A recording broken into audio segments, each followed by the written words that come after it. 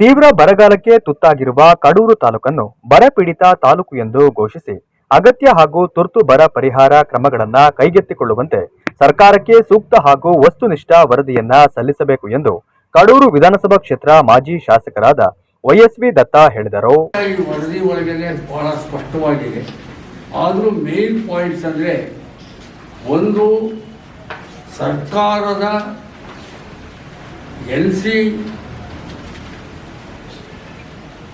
NDMC, KSNDMC, Karnataka state natural disaster monitoring centre ಇಲಾಖೆಯವರೇ ಹೇಳಿರೋ ಪ್ರಕಾರ ಮೊನ್ನೆಯವರೆಗೆ ಇವರು ಕೊಟ್ಟಿರೋ ಮಾಹಿತಿ ಜೂನ್ 1ರಿಂದ ಜುಲೈ 24ರವರೆಗೆ, ಇವತ್ತು 29, ಜುಲೈ 24ರವರೆಗೆ ನಮ್ಮ ತಾಲೂಕಿನಲ್ಲಿ, ತಾಲೂಕಂದರೆ ಸಕ್ಕರೆಪಟ್ಟಣವೂ ಸೇರಿಕೊಳ್ಳುತ್ತೆ.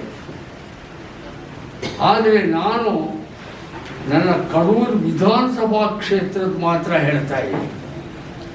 ಕಡೂರು ತಾಲೂಕಿನಲ್ಲಿ ಕಡೂರು ವಿಧಾನಸಭಾ ಕ್ಷೇತ್ರದ ವ್ಯಾಪ್ತಿಗೆ 7 ಹೋಬಳಿಗಳು ಬರ್ತದೆ,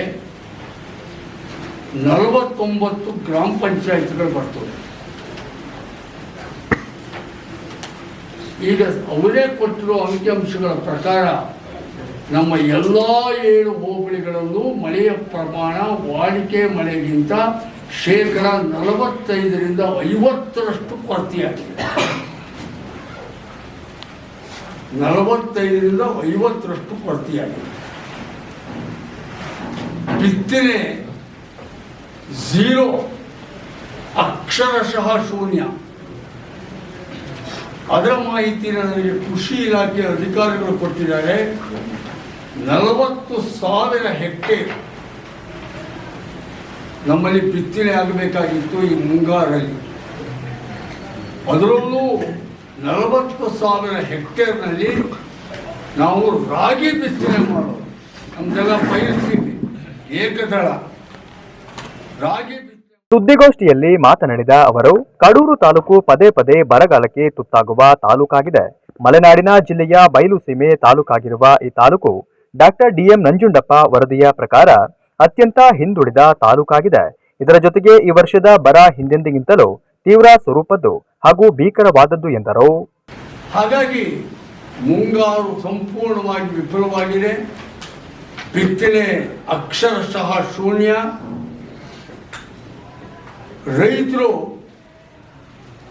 ಪುನರ್ವಸು ನಕ್ಷತ್ರದ ಮಳೆ ಬರ್ಬೋದು, ಪುಬ್ಬ ನಕ್ಷತ್ರದ ಮಳೆ ಬರ್ಬೋದು, ಆ ಮಳೆ ಬರುತ್ತೆ ಅಂತೇಳಿ ಹೊಲನ ಹದ ಮಾಡ್ಕೊಳ್ಳೋಕ್ಕೆ, ಮಳೆ ಬಂದರೆ ಬಿತ್ತನೆ ಮಾಡೋಂಥ ಹೊಲ ಹದ ಮಾಡ್ಕೊಳ್ಳೋಕ್ಕೆ ಮೊದಲೇ ಬಡವರು, ದುಡ್ಡಿಲ್ಲ, ಕಾಸಿಲ್ಲ, ಸಾಲ ಸೋಲ ಮಾಡಿ ಮಳೆ ನಿರೀಕ್ಷೆಯಲ್ಲಿ ಹದ ಮಾಡ್ಕೊಳ್ಳೋದು.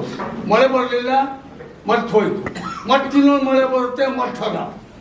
ಒಂದು ಸಲಕ್ಕೆ 1 ಎಕರೆನ ಹೀಗೆ ಹದ ಮಾಡೋಕ್ಕೆ ಆ ರೈತರಿಗೆ 20,000 ರೂಪಾಯಿ ಖರ್ಚಾಗುತ್ತೆ.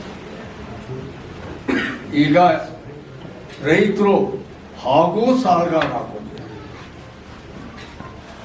ಇದು ಒಂದು ಭಾಗ. ಕುಡಿಯೋ